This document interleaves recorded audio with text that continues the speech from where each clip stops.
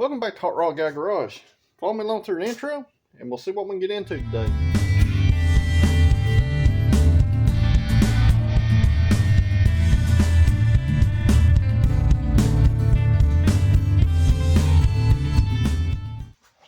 Alright guys, so it's like 9:30 in the morning and I've got to put transmission in my Swift. And that's not what this video is going to be about. It's going to be about the 66 Mustang, but I'm waiting on Bill from Flatbrook Garage to show up, so I'm working on getting the transmission pulled out of this so I can get it fixed. I gotta put a clutch and some axles in it. And the transmission sounds like a rock crusher, so it's gotta go. So hopefully Bill will be here in a few minutes, and I'll be back when he does. And while we're waiting on Bill to get here, Daisy is munching on her foods, and wanted to remind y'all that she's got her shirts, and we're having a Black Friday sale all the way through December the 1st. And you can get 10% off by using the code DAISY.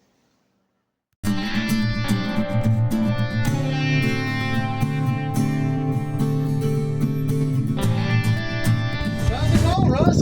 It's cold today, ain't it? Yeah, it is. Well, we got parts Yeah. to get this Mustang sitting on the ground. For everybody that hasn't seen his channel, it's my buddy Russ, Hot Rod Guy Garage. Definitely check him out. I'll put a link in the thing, and the little thing's going to pop up. Yep. And everybody on my channel, this is Bill at Flatbrook Garage. So what's up? We're going to work on another 66 Mustang video. So he brought us some junk. I did. It's pure junk, 100% junk. But it'll make it easier to move around. It'll be like a wheelbarrow Mustang. Yeah. Yeah. So I do have a rear end. We will get it out for you, but you know, it's how we do it. One guy helps another guy out. You know, I'm giving him parts. He's giving me parts. I'm flat broke, and you know, yeah, he's making sure that I stay flat broke. Yeah. No, I'm not much better either. So, but we'll get this junk unloaded, and we'll show you. He'll show you what he's got. Yep.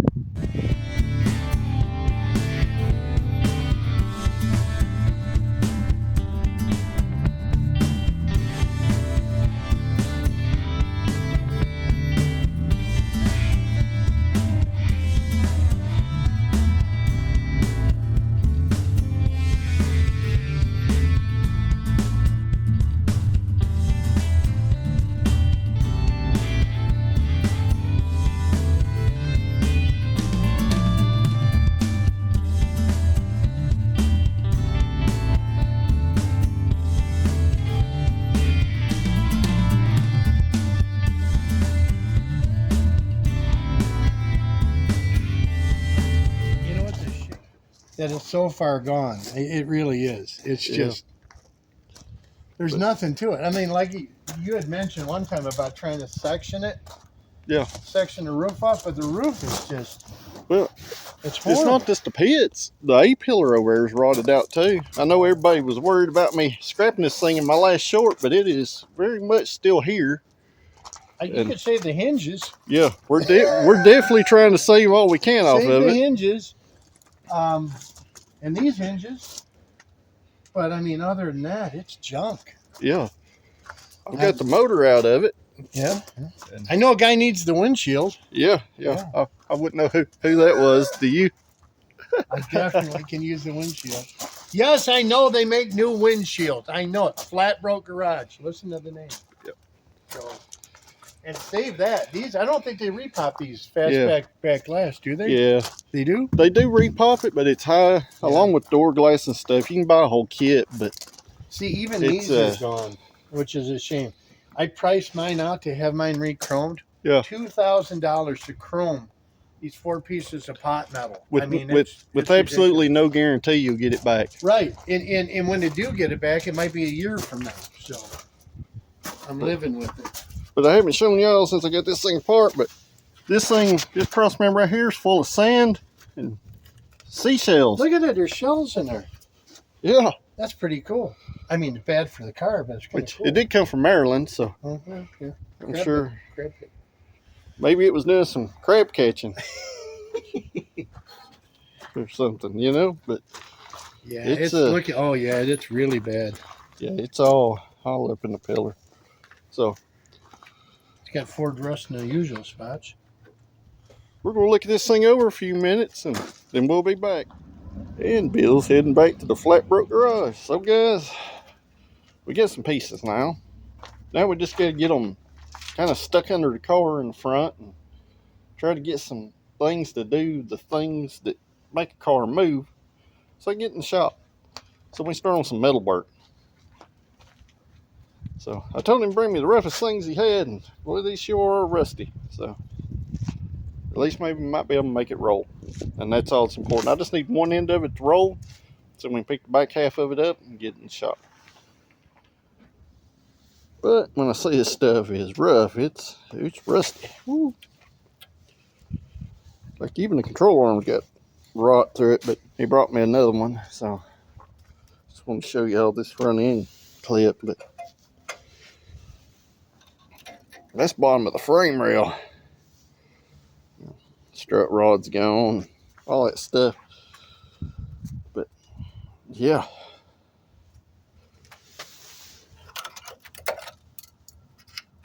it's pretty sad.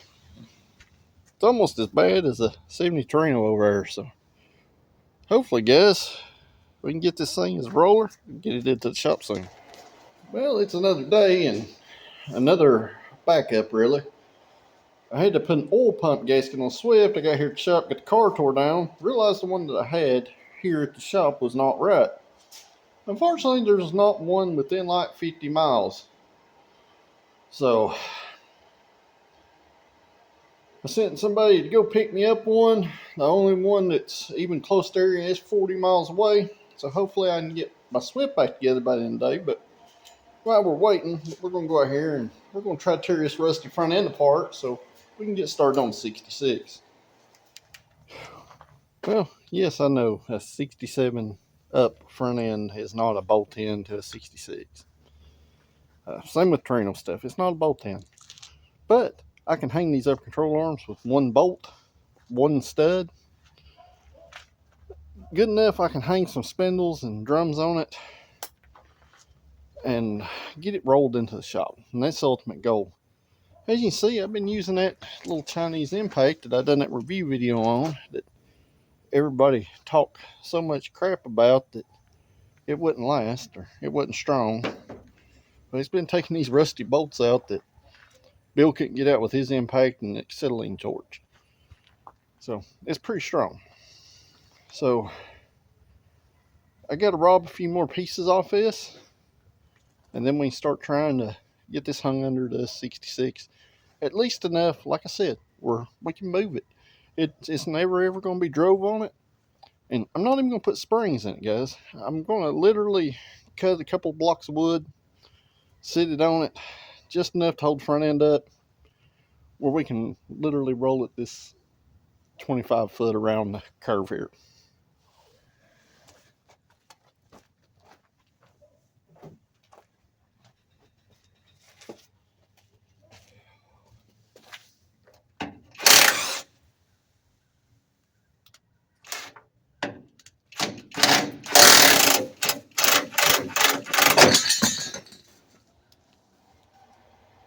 And who doesn't love messing with rusty junk? But one thing I can guarantee you, it's a lot warmer inside the shop than it is outside right now.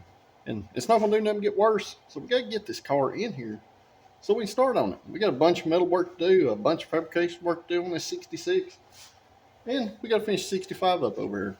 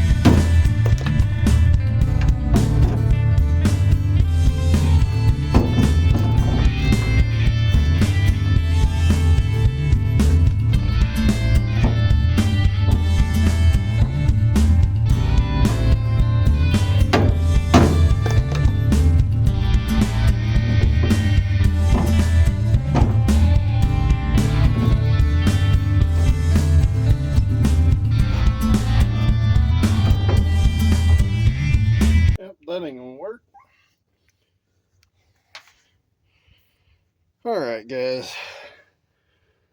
This was a good attempt. Bad execution. The strut rod is pretty much going to shoot through the same spot. The problem here is there's not enough articulation in that ball joint to get, you know, the lower ball joint nut on it. And then it's going to end up all cambered out right here like a stancy boy.